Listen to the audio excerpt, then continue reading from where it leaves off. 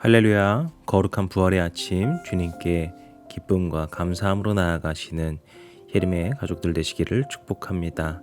오늘 4월 9일 주일이자 또 부활절, 우리가 기쁨으로 주님께 예배하기를 원합니다. 오늘 우리는 예수님의 부활과 증인들이라고 하는 제목으로 말씀을 보고자 합니다. 말씀드린 것처럼 오늘은 주님의 부활하심을 기념하는 부활절입니다. 제가 예전에 우리 교회에서 말씀을 전하거나 이 부활절에 관련된 이야기를 할 때 한 번쯤 아마 몇 번 설명드렸던 것도 같은데요. 러시아에서는 부활절이 되면 서로 특별한 인사를 합니다. 어떤 사람이 먼저 말하지요. 그리스도께서 부활하셨습니다. 그러면은 그 인사를 들은 사람이 대답으로 다시 이렇게 인사합니다. 진실로 부활하셨습니다. 제가 러시아에 가서 참 이 문화가 부러웠던 것 중에 하나는요.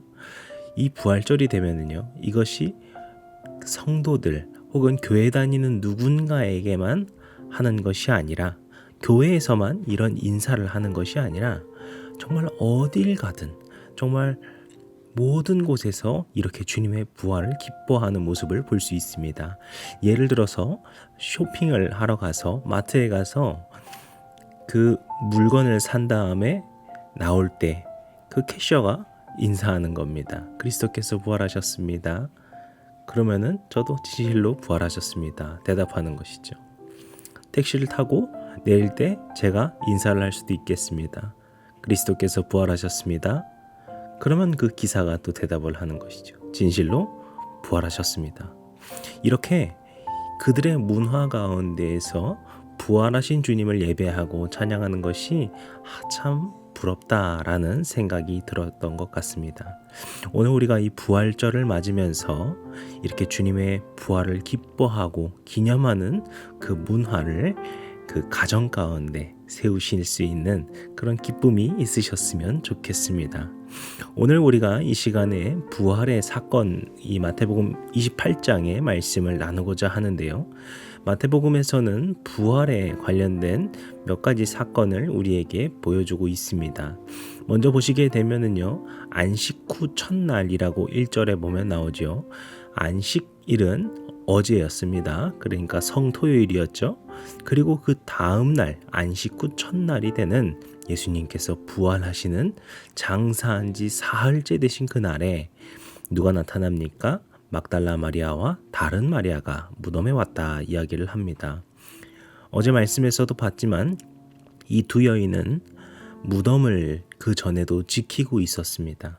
예수님께서 안치하시던 그때에도 그 무덤을 바라보며 주님을 그리워하던 사람들이었죠.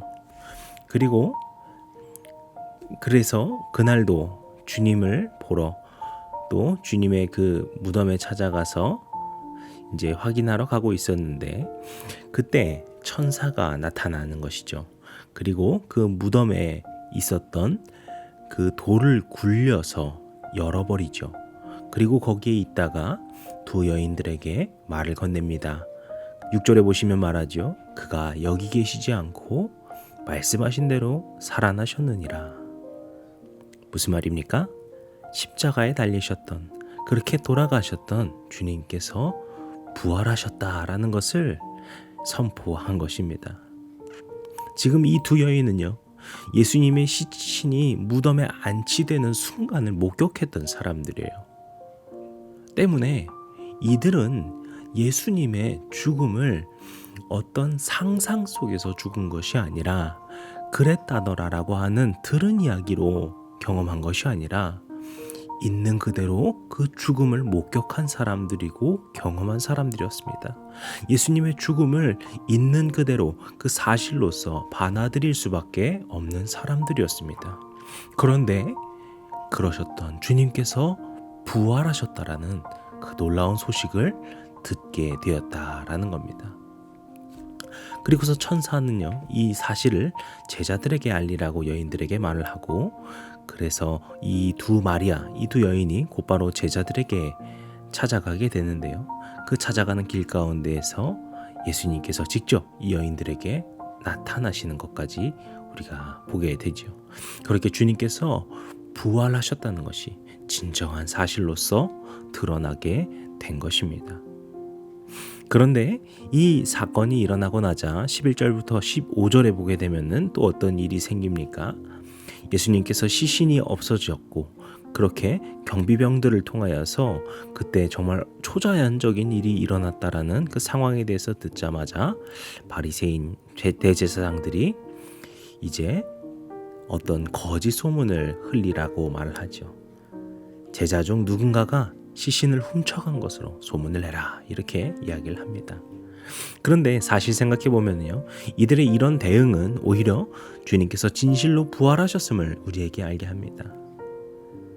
이들이 이렇게 흉계와 같은 계략을 꾸밀 수밖에 없는 것은 주님께서 부활하셨기 때문에 그런 것이죠. 그리고 이후에도 예수님께서는 제자들뿐만이 아니라 정말 여러 사람들에게 나타나시게 되는 것을 우리가 볼 수 있습니다. 이러한 오늘의 이 역사적 이야기, 예수님께서 부활하시고 그것을 여러 사람들이 목격하고 경험하게 된 그 이야기는요, 앞서 제가 처음 말씀드렸던 그 러시아의 부활절 인사를 다시금 생각나게 합니다. 그리스도께서 부활하셨습니다. 진실로 부활하셨습니다. 그렇습니다. 주님께서는요, 진실로 부활하셨습니다. 주님께서는요, 진실로 사망을 이기시고 그 무덤에 나와서 부활하신 주님이신 것입니다. 오늘 우리는 그렇게 진실로 부활하신 주님을 생각하면서 기쁨으로 맞이하는 하루가 되어야 할 줄로 믿습니다. 그런 기쁨에 감사의 주일이 부활절이 되어야 할 줄로 믿습니다. 우리 교회에 이제 교회 이력으로 여러 가지 우리가 절기들을 맞이하지만 교회로서, 주님의 교회로서 어떻게 보면 가장 첫 명절이라고, 절기라고 할 수 있는 것이 부활절이라고 할 수 있겠습니다. 그래서 부활하신 주님을 기념하면서 모이던 것이 바로 우리 성도들이죠. 주님의 교회들이죠. 우리가 이 부활절은 우리에게 가장 크고 기쁜 날인 줄로 믿습니다. 그리고 그 부활의 기쁨은 단순히 오늘만 우리가 누려야 되는 것이 아니라 우리의 매일의 삶 속에서 그 구세주 되신 주님께서 부활하셨음을 기뻐해야 하고요, 그것을 믿는 마음으로, 그것에 감사하는 마음으로 살아가는 것이 우리의 능력이 되는 줄로 믿습니다. 오늘 이 시간 그러한 부활의 주님을 기뻐하며 살아가시는 예림의 모든 성도님들 되시기를 주님의 이름으로 간절히 축복합니다. 그리고 이제 마지막 절까지를 우리가 좀 보게 되면은요, 우리가 사실 생각해 보면은 마태복음은 상대적으로 다른 복음서들에 비해서 예수님의 부활 행적을 딱히 길게 다루지 않는 것을 알 수 있습니다. 이 마태복음은 복음서 자체로 보면은요, 그 내용은 가장 길거든요. 다른 그 복음서들에 비해서 가장 긴 28장이나 되죠. 그런데 사실 이 부활 사건은 굉장히 간단하게 기록하고 있는 것을 알 수 있습니다. 그렇다면 이것을 우리가 어떻게 봐야 될까요? 마태가 부활을 중요하지 않게 여긴 것일까요? 그렇지 않겠죠. 마태가 집중하고 있는 것은요, 예수님께서 부활하신 후 제자들에게, 그리고 제자들뿐만이 아니라 지금 말씀을 보는 우리 모든 주의 성도들에게 남겨주시는 그 주님의 사명에 집중하는 것을 우리가 말씀을 통해 알 수 있습니다.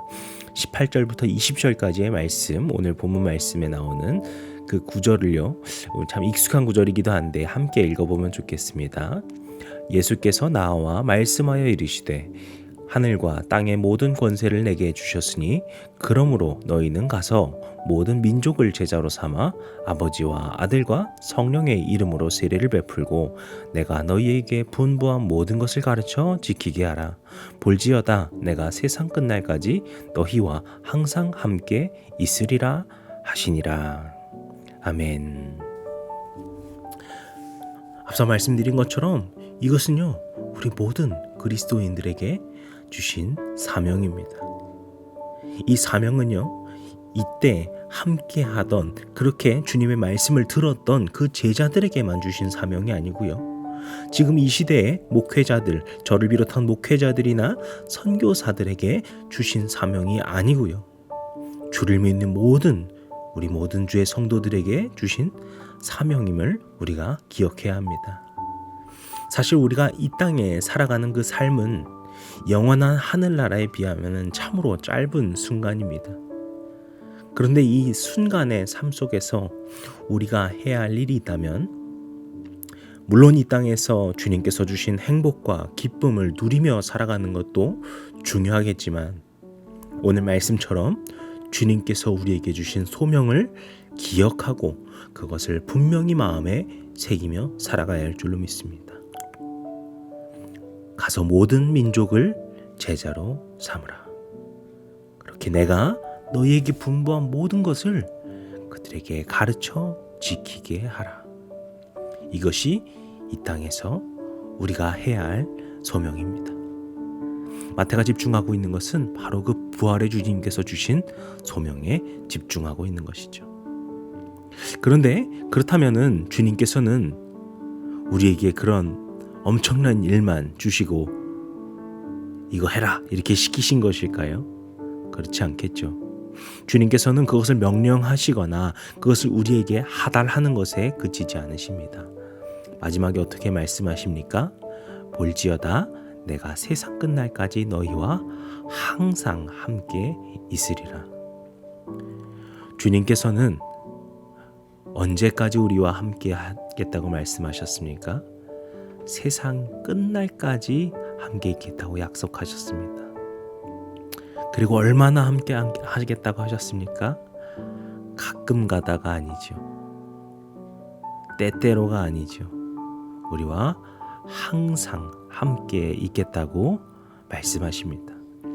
우리가 이 소명을 감당할 수 있는 것, 주님께서 우리에게 이 소명을 주신 것은요, 우리에게 무거운 짐을 짊어주고자 하심이 아니고, 아니면 우리에게 있는 어떤 대단한 능력이 있어서 그것을 해야 한다라는 것이 아니고, 이렇게 우리와 세상 끝날까지 항상 함께 하시는 주님께서 이제 우리에게 함께 하시기 때문에, 그런 주님의 능력으로 말미암아 그 모든 일을 할 수 있다라는 것입니다. 그리고 그것을 감당하는 것이 우리의 창조의 목적이고 창조의 질서이고 창조의 기쁨임을 주님께서 우리에게 보여주고 계신 것이죠. 사랑하는 성도 여러분, 오늘 우리가 이 부활절을 맞으면서 주님께서 주신 이 소명을 기억하길 원합니다. 주님, 우리가 이 세상 가운데에서 주님의 그 복음을 짊어지고 사는 자임을, 그리스도의 편지가 되어서 그리스도의 마음을, 그리스도의 뜻을 전하며 살아가는 주의 백성들 되게 하여 주시옵소서. 주의 제자들 되도록 도와주시옵소서. 그런 고백이 있으시는 복된 오늘 하루가 되시기를, 복된 삶의 모든 순간순간이 되시기를 주님의 이름으로 간절히 축복합니다.